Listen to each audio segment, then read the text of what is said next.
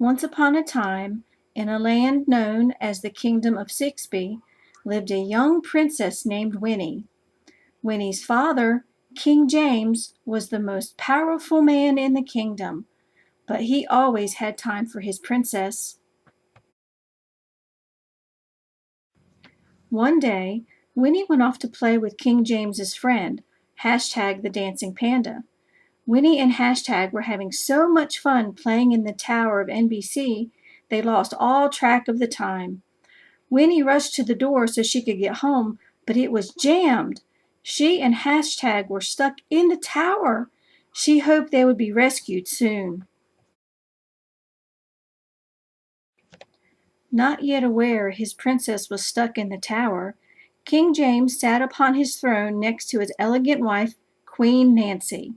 As he glanced out the massive archway window, he saw Turquoise Lake, its small aqua waves shimmering in the afternoon sun. Of course, he was thinking of his beautiful princess. Earlier in the day, King James and Princess Winnie walked around the grounds, hand in hand. She liked the color purple. Her crystal-covered dress glistened in shades of lilac, lavender, and blue-violet. King James thought, surely she is the most beautiful daughter in all the land. He eagerly looked forward to spending more time with her at the upcoming 6B ball. But King James's thoughtful silence was broken when a court messenger rushed in. Winnie and hashtag the Dancing Panda are trapped in the tower of NBC. Immediately King James summoned his trusted knight, Sir Higgins. Sir Higgins hasted to his steed Firestorm. What a magnificent white horse! All in the kingdom of Sixby admired Firestorm's muscular body and long flowing mane. King James watched Sir Higgins as he galloped out of sight. I know all shall be well, he assured Queen Nancy. We shall see our Princess Winnie soon. Sir Higgins rode off into the hills of Sixby until he came across the majestic tower of NBC. He tried knocking the door down, but to no avail. If only there was some other way to reach her. Or was there? Higgins crept around the building and found himself behind the tall tower. He looked up and saw a window that was not blocked by anything, but the window was too high. Princess Winnie might get hurt trying to escape from it. Then Higgins remembered, before he left on his journey, Questlove made him a rope out of his silken afro. He called to Winnie and threw the strong rope up to her. She climbed down gracefully and jumped into Sir Higgins' arms and thanked him for his help. Higgins hugged her tightly and said, Your parents have been very worried about you. They've missed you a lot. I miss them too, said Winnie, and she and Higgins hopped onto Firestorm, ready for the long trek back to the castle. When Princess Winnie and Sir Higgins arrived at the castle, there was a huge celebration waiting for them. Welcome, welcome, welcome. It's our 5th annual 6B ball, proudly presented by our wonderful staff of FalPals. Always a great time every year. The huge, well-dressed crowd clapped and cheered at the man's opening announcement. Winnie's eyes were full of happiness, joy, and excitement when she saw all of the beautiful dresses and tuxedos.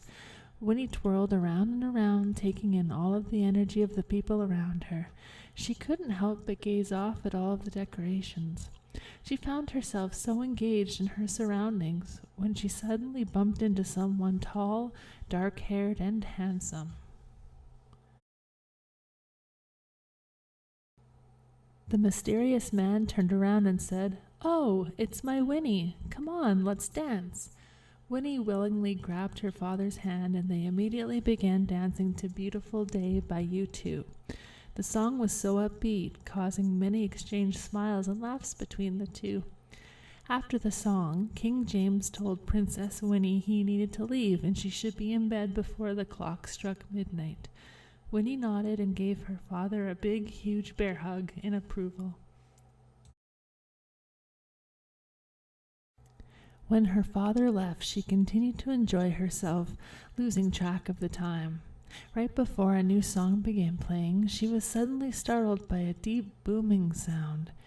Ding dong, ding dong, ding dong, ding ding. The clock had struck midnight. It was past Winnie's bedtime. Winnie vanished from the ballroom so she could try to be in bed before her father found out she was still up.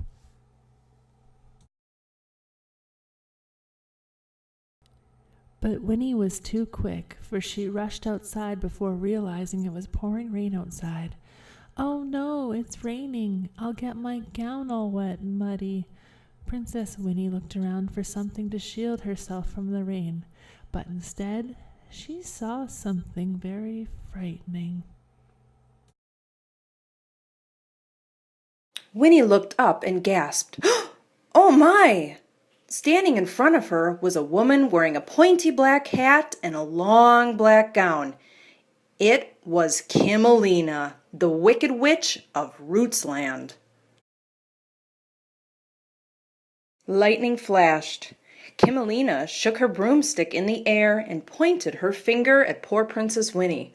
Winnie was far too scared to run back into the castle.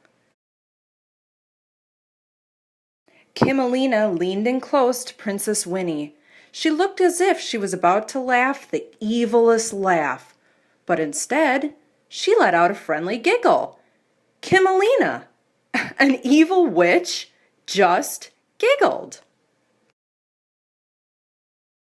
"What? Why did you—" Winnie was cut off by a shh and another giggle from the witch. Winnie was confused. Her gown was suddenly dry in the pouring rain, and the only thing that was still wet was her hand. Kimelina kept giggling and saying, "Quiet, you'll wake her."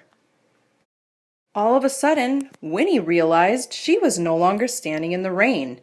Instead, she was in Cameron Diaz's comforting arms in the middle of a party, with her hand dangling in a cup of warm water, realizing it was all a dream all along. The end.